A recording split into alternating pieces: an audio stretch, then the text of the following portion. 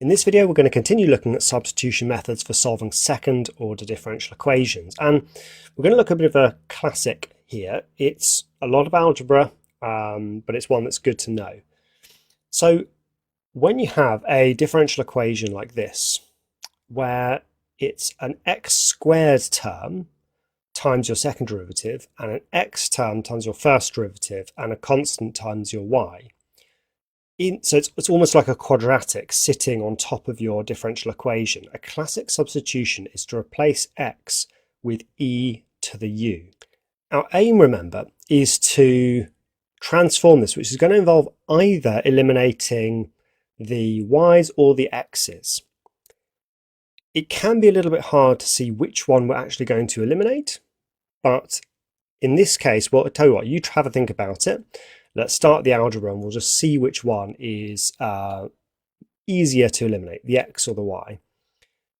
We're going to start by thinking, well, what do we do with these x terms? Well, we could obviously easily convert those x's into u functions, right? You've got x there, just replace it with e to the u, x squared replace with e to the 2u. Now, what about the dy by dx's? Well, what can we do with that? Well, nothing really is the answer, and that's a bit of a clue that we are not going to be able to get rid of that y because we just don't have any information about what y is in terms of u. So what can we do with dy by dx? Well, we use this really clever technique, which is to say, how do I figure out what dy by dx is from this substitution? I differentiate with respect to y. Look at this. If I take x equals e to the u and I differentiate with respect to y, I get dx by dy equals, now differentiating e to the u with respect to y, I get e to the u times du by dy. If I flip this upside down now, I get dy by dx equals, well, the reciprocal of that is e to the minus u, and the reciprocal of that is dy by du. So I can replace dy by dx with essentially a function of y and u.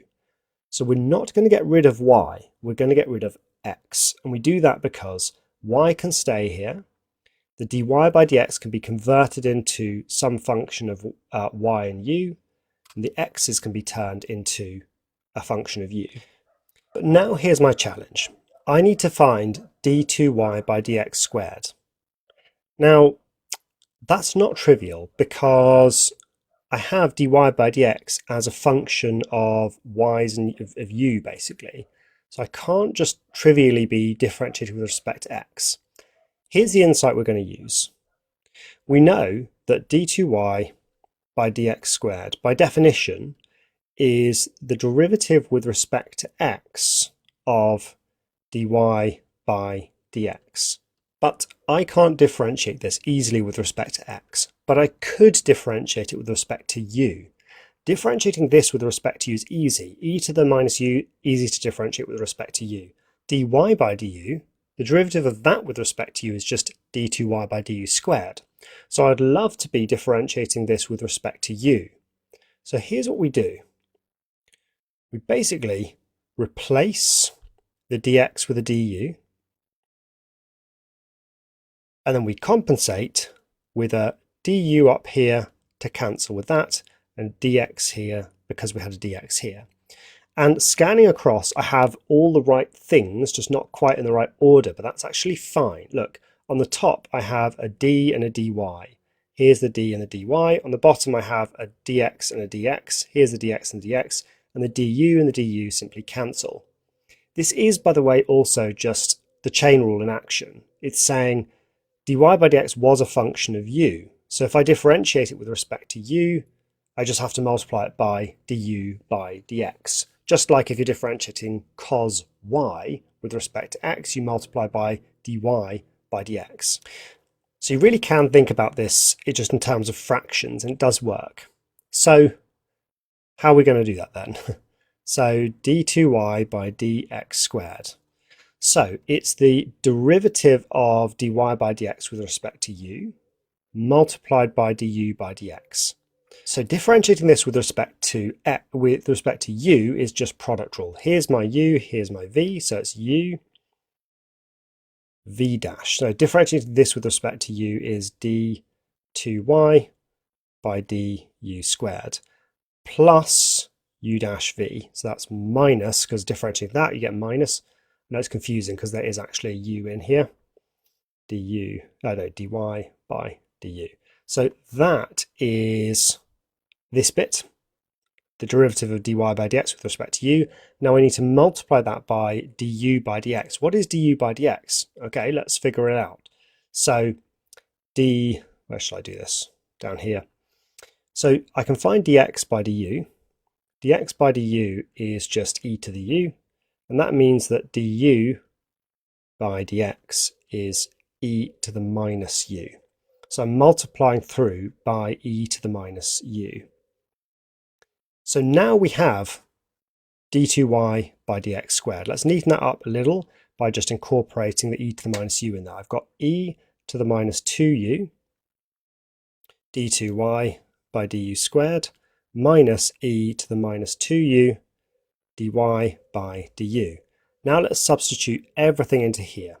So x squared is e to the 2u. So I get e to the 2u multiplied by my second derivative, which is e to the minus 2u d2y by du squared minus e to the minus 2u dy by du. Then it's minus 4x, so minus 4e to the u, and dy by dx was e to the minus u dy by du, and minus 14y, all equal to 0. Didn't really space this out very well. Okay, this cancels really nicely because look, e to the 2u times e to the minus 2u goes, leaving me with d2y by du squared. E to the 2u cancels with e to the minus 2u, giving me minus dy by du. E to the u cancels with e to the minus u, giving me minus 4 dy by du, minus 14y. So I just have a standard homogeneous differential equation of y in terms of u, minus 5 dy by du, minus 14y.